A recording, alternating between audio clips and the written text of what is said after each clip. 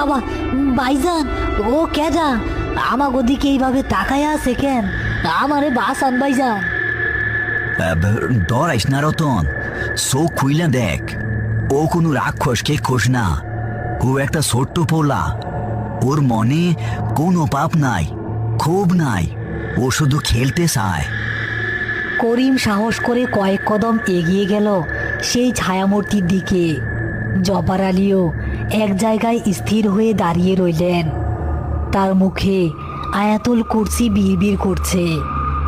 ছায়ামূর্তিটি প্রাচীরের ওপর বসে পা দোলাচ্ছে, আর তার হাতের চকচকে মার্বেলটা শূন্যে ছুঁড়ে আবার লুপে নিচ্ছে। ভাই আমার, তুমি এইখানে বসা কেন? রায় তো অনেক হইছে, এখন তোমার ঘুমানোর সময়। তোমার কি কষ্ট আমারে কও। করিমের কথা শুনে ছায়ামূর্তিটি মার্বেল ছোড়া বন্ধ করে দিল। তার ফ্যাকাশে মায়াবী মুখটা করিমের দিকে ঘোরালো। তার মুখে কোনো ভয়ের ছাপ নেই, আছে এক গভীর বিষণ্ণতা। সে তার ছোট্ট হাতটা গোরস্থানের বাইরে রাস্তার দিকে ইশারা করল।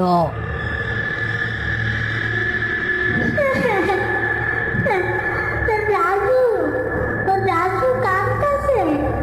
ওরে আমি কথা দিছিলাম আইজ অনেকগুলা মার্বেল নিয়ে যাবো, ওর লগে খেলবো।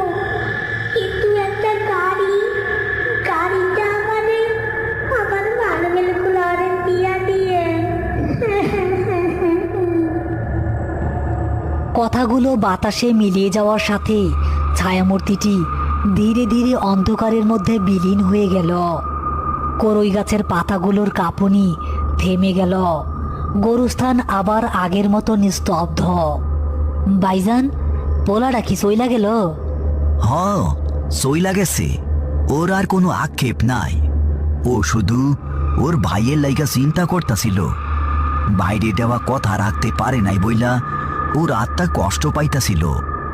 রতন মাটির থাইকা মার্বেল গুলা কুড়াইয়া নেয়। ও রতন এবার আর ভয় পেল না। সে খুব যত্ন করে গোরস্থানের মাটি থেকে ছড়িয়ে থাকা 10-12টা রঙিন মার্বেল কুড়িয়ে নিল। এরপর তারা খুব সাবধানে এবং পরম আদরে ছোট্ট লাশটিকে কবরে শায়িত করল।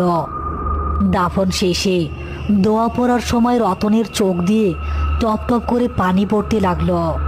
আজ সে ভয়ের জন্য কাঁদছে না, কাঁদছে একটা ছোট্ট ভাইয়ের না বলা ভালোবাসার জন্য।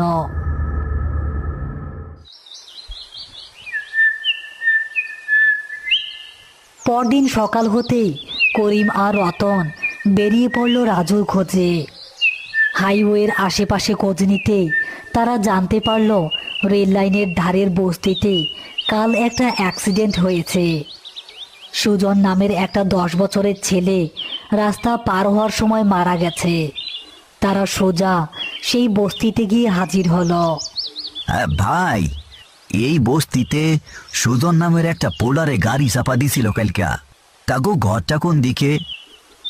হ্যাঁ, ওই তো সামনের ওই ভাঙ্গা টিনের চালের ঘরটা। পোলাটার মা তো মানুষের বাড়িতে কাম করত, কাইল থাইকা বেহুশ হইয়া পইরা আছে। আর ওর একটা ছোট ভাই আছে, নাম রাজু। পোলাটা কাইল থাইকা কিচ্ছু খায় নাই, খালি রাস্তার দিকে তাকাইয়া বইসা আছে, আর ওর ভাইরে খুঁজতাছে।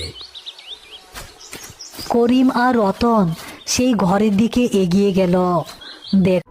ভিডিওটি ভালো লাগলে লাইক দিন এবং পরের পার্টগুলো মিস না করতে চাইলে আমাদের এই বাংলা কাহিনী চ্যানেলটি অবশ্যই সাবস্ক্রাইব করুন।